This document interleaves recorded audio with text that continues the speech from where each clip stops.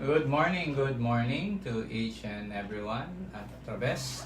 Ito sampo ko kayang kunggana na misa na homily. September 22, no? Tuesday of the 25th week in Ordinary Time.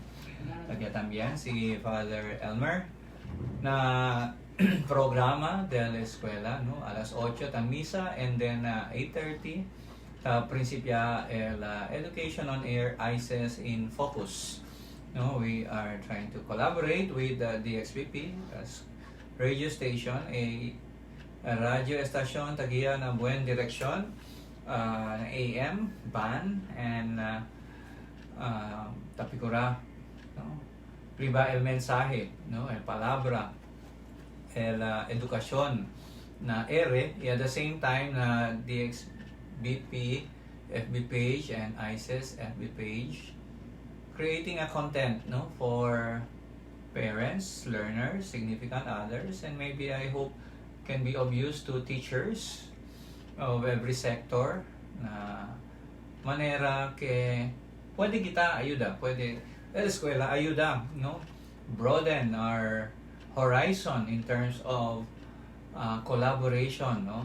Na-appreciate yo parents, especially parents who are teachers themselves, are helping out, no, giving feedbacks, additional info, no, into how, kasi noy pa gayot perfecto manera eduka ko ng mga bata este mga tiempo de pandemya, no, it is online learning, homeschooling, self-paced learning, modular, whatever, in which ICES have adopted this hybrid, blended, flexible online learning.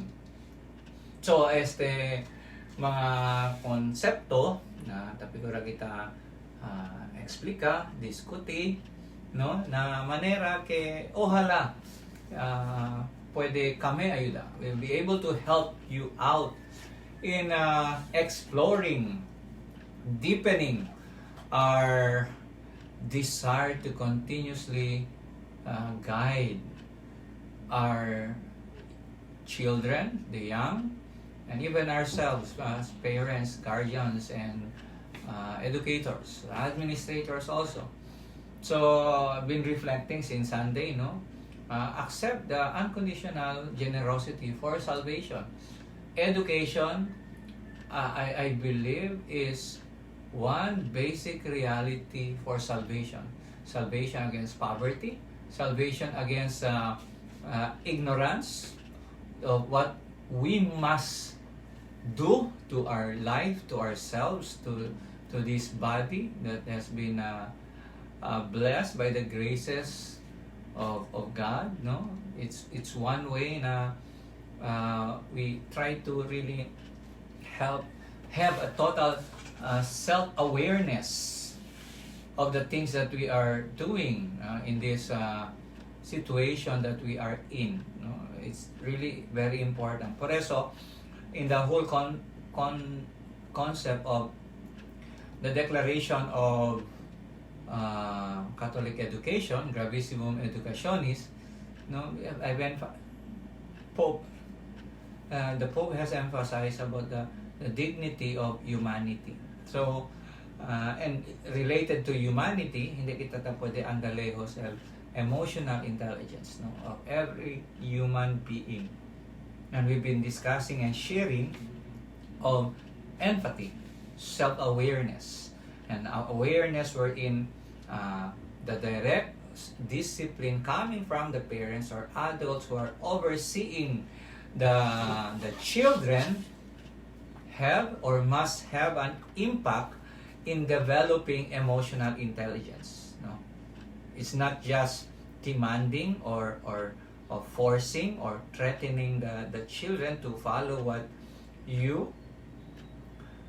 we adult requires them, but empathy requires enough calm and receptivity so that the subtle signals of feeling from another person can be received and mimic, meaning kopya, by one's own emotional brain. So, por eso kanaya diskuti ayer the neurology of empathy. Today, we will share, discuss empathy and ethics, the roots of altruism. So we will try to discuss little by little to clarify, what is this all about. Never sent to know for whom the bell tolls, it tolls for thee, is one of the most famous lines in English literature. John Donne's sentiment speaks to the heart of the link between empathy and caring. Another's pain is one's own. So in this pandemic, in this new normal, the school is into, ISIS is into this realization, awareness of the experiences of our parents. Mga bata talina kasa, nisita sila ma-supervise and monitor. We understand it. Pero chines naman sila trabaho, mga responsibilidad, mga grande responsibilidad na institusyon onde sila tatrabaha, na in which cosa bagayot ang importante. El anak, trabaho, or opisina, responsibilidad na otro. Difícil, no? And we are making sure na we are aware of it, na parents, mga adult, no? We do really understand, no? Entende kami. So it's matter of communicating to each other. On our part, we are communicating to you the ABL, TDLL, the books, the online learning, virtual class, no? The synchronous and asynchronous. Si Chenebes, sobra kayo, kaya imagine ustedes na largo el tiempo del teacher man explain ng mga bata. These are all in the whole context of understanding the pain of other people. To feel with another is to care. To feel with another is to care. To feel with another is to care. Feel means na it's not just assuring coming from one's word, but yung sinasabi ko parati, no, in the seminary up until now, no, yung ministry of presence. Whether you're happy, you're sorrowful, akaba tali. And in the journey of trying to eat healthy, live healthy, exercise, yung being there to care. No? Hindi lang kapag, man-exercise mo. O hindi, man-exercise kita. Ma-schedule kita ara Sabado, kore. Or simple walking, jogging, no? It's motivating ourselves and others to feel for another, no? Man feel tamen to na, sabi to, hindi to ben gordo kayo. Just imagine lang el self-image del persona, del bata. No may gangya, no may mampuli. Hindi to care. So, hinay-hinay. Anoche gane na homily di mio na parokya de Mercedes, no? Novena, sabi yo, fiesta, no? Ta-antisipa mga gente, celebra, no? Kasi nga, fiesta, na el human mentalities, basta fiesta, celebra kayo, comida, bisita, no? And all of these are against the minimum health protocol, social gathering, no? Mga droplets na comida, and also the kind of food, no? If we care for one another, if we feed people, no, we feed them the healthy ones. Not hindi akel we feed them with too much sugar, too much cholesterol, too much uric, too much arthritis, too much diabetes, and many more, no? In the guise of celebration, in the guise of being happy, gathering together, forgetting about the whole concept. And thank you, chinikin yan message o yan post bakit, appreciating na input. Permita habla na, sorry ha, killjoy gat you, no? Killjoy gat you whenever na celebration. When you celebrate birthday, wedding, or fiesta, or any other celebration, when you put the food on the table, man assess, criteria of assessment, what do you celebrate? life or death. When we begin to put food on the table or drinks on the table, what do we celebrate? So this is in the whole context of empathy, in the whole context of caring for another. To feel with another is to care. Kumara, na generosity ang parokya de Mercedes, ya dali mga gulay. I said to Manong Dani, kusi kita, no?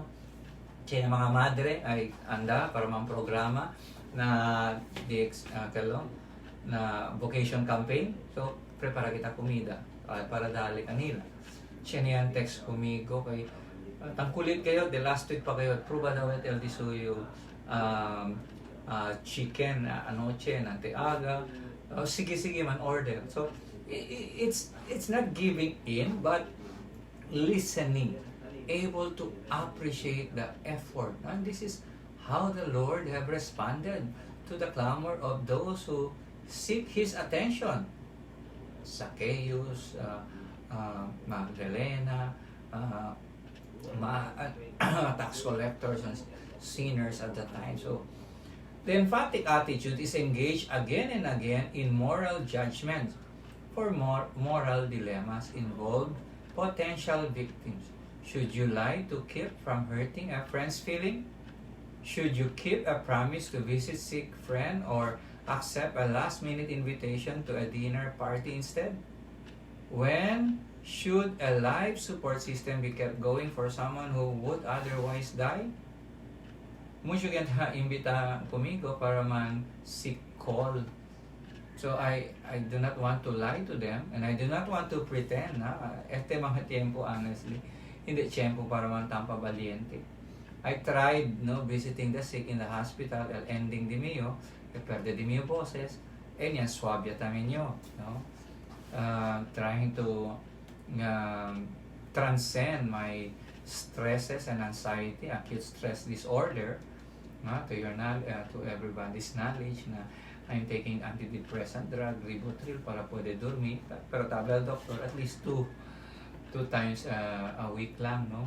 Para pwede lang dormir. I usually take it on a weekend. Tabla lang este kasi grabe el stress because of this pandemic, no? Por eso I attempted. So sorry gayot na I cannot visit the hospital for sick call as much as I really wanted to. So sorry gayot, no? Sorry gayot. Another is na volví na casa, no? Mirayo ko na dimiyo mga sobrina, no? El mga nana, no? Tata manda kome cover adelante el cellphone para lang man-entertain. I would really disagree, no? Aber dali mga junk foods, no? Dali itong mga soft drinks. So, I do not want to pretend. Por eso gani anoche bira kibira yo baka killjoy ba yo kunang mga hente. Pagkilaya celebra, no? Akala tayo na kumpra yung kamote, leaves akal violet, kabayaman day as juice. Imbita yung as sinong dani with calamansi. Mirahan lang ang mga teacher. Mirahan lang sila. Cosas eh. So, I believe na this is one concrete way, no? To really empathize, no? We need to stay healthy. Mucho todo Dr. Tabla, no? Mga health practitioners, yung mga frontliners, we need to stay strong and boost our immune system. The moral questions are posed by the empathy researcher Martin Hoffman, who argues that the roots of morality are to be found in empathy, since it is empathizing with the potential victim, someone in pain, danger, or deprivation, say, and so sharing their distress that moves people to act to help them. Beyond this immediate link between empathy and altruism in personal encounters, Hoffman poses that the same capacity for emphatic affect or putting oneself in another's place leads people to follow certain moral principles. Hoffman sees a natural progression, meaning by experience, no? It comes naturally, in empathy from infancy onwards.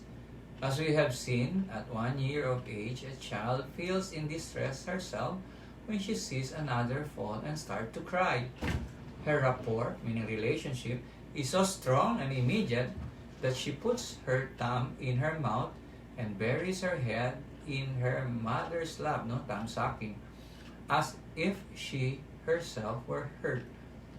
After the first year, when infants become more aware that they are distinct from others, they actively try to soothe another crying infant, offering them their teddy bears, for example. So, Italiano, expressing it out already. As early as the age of 2, children begin to realize that someone else's feelings differ from their own, and so they become more sensitive to the cues, meaning aral mga symptoms, manifestation, cues, revealing what another actually feels. At this point, they might, for example, recognize that another child's pride might mean that the best way to help them deal with their tears is not to call undue attention to them. By late childhood, the most advanced level of empathy emerges. As children are able to understand distress beyond the immediate situation and to see that someone's condition or station in life may be a source of chronic distress. At this point, they can feel for the plight of an entire group, such as the poor, the oppressed, the outcast. That understanding is adolescence. Can buttress moral conviction centered on wanting to alleviate misfortune and injustice. So, it's transcending, no? Kata tamiraya ba para bien del otro. Empathy underlies many facets of moral judgment and action. One is emphatic anger, which John Stuart Mill described as the natural feeling of retaliation rendered by intellect and sympathy, applicable to those hurts which wound us through wounding others. Now, I'd like to get one very good example how Jesus reacted when people, no, at the temple area made the temple area, the place of God, as a marketplace. He was angry because grabe el corruption, at the same time el mga cosa taase destroza el casa del Dios, but people taking advantage, no? So maybe this is the kind of natural feeling of retaliation, no? El cosa hace el Señor Jesucristo. But here, you can be more productive, no, in responding, like the gospel today, no? My mothers and brothers are those who are listening to the word of God. So, the natural feeling of retaliation. In order for people to realize the message, or the good message of the Lord, no? Maybe it's good to see in the whole context of this natural feeling of retaliation. No? We give back, no, empathy. Not in a very harsh or dangerous manner, but in a prophetic way. No? There is some evidence that the level of empathy people feel shades their moral judgment as well. For example, studies in Germany and the United States found that the more empathic people are, the more they favor the moral principle that resources should be allocated according to people's need. The temple example, no? The Señor Jesucristo, that we must be able to share. And in connection to this, mag-shout out lang yo, cosa taas si Direct Charlie, the president of ICS Claret Alumni Association, no, together with his companion, no, about this song book, no, nasa sila mga programa na to share in collaboration with ICS na siya na kami andan sa Con Esperanza with sharing books, school supplies, slippers to those who are in need, no. So maybe this is an invitation, you know, to everyone who are listening and watching, if you'd like to contribute, you can send it to the Gcash or send it here to the school. Your if you have cash donations, if you have books or slippers to donate para kung mga bata is the elementary students of the Boy Elementary School, more than 200 mga bata. So empathy. So we are regulating the number of people who are coming from the city going to the mountain. El Monte bien limpio, no? They have less virus, honestly. Por eso gani conscious you can liba ako na kelyo salya kasi we might be a carrier. Aquí na pueblo takia el virus. So we do not want unnecessary transmission of the intention is good, no, to share, but we make sure that everything must be sanitized in bringing the books, the school supplies, and the food packs offered by ASEC Amolo of Zamboanga City, Assistant Secretary for DSWD for Mindanao, I believe. Thank you. So these are all in the whole context of empathy, no? The more they favor moral principle that resources should be allocated according to people's need. Aquí también, tanwisa kami antes, in the normal way, para ko sa ba receive magi, and it's all about salt, no? Takidamalo el kidney. So, tapid di iyo, kanan mga bata, na dila extra slippers, dila extra lapis, pencils, school supplies, kaya pwede ma-share. And I do really appreciate much parents are sending the books of their students, no? Akal Sunday, na kami aya arriba lumayang ng preya. Yun yung mga bata, kanatang klase may pa, sinilibro, nuhay daw. So, it's very pity, makalasti magayot. So, pero el bata, been entertaining, no? Educa, el mismo ta educa about siembrada, mga bata, no?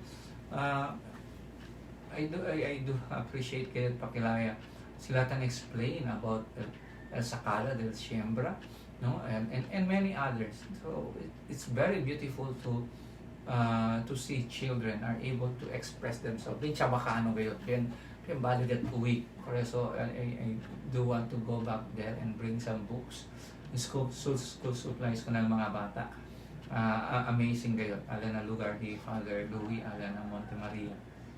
So, it's 9 o'clock already. By 10 o'clock, chine ala na Facebook Live del ISIS, el mga madre, pati si Father Quickly, the vocation director of the Archdiocese of Zamboanga, will continue to have this daily program, no, on vocation, no, promotion, catechetical.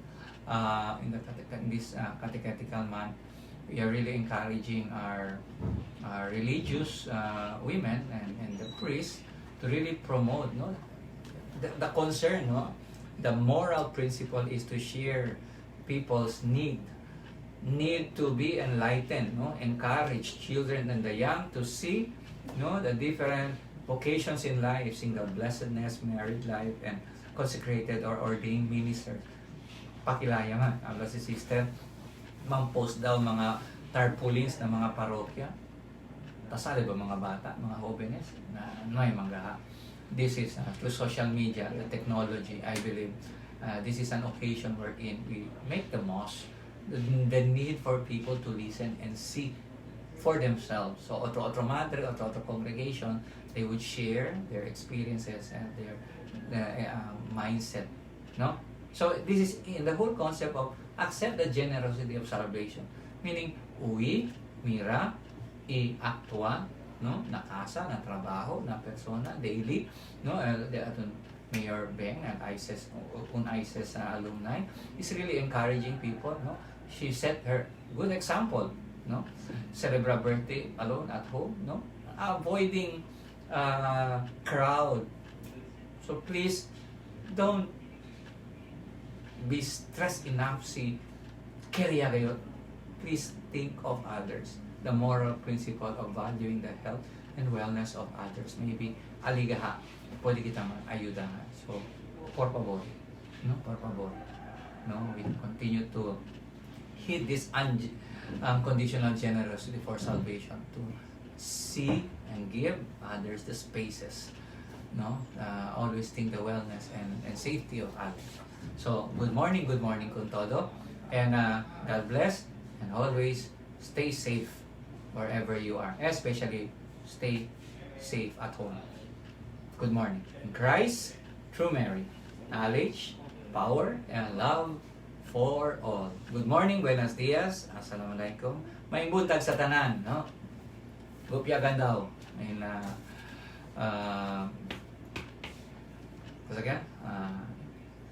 Gupyagan daw. Gupya. Morning.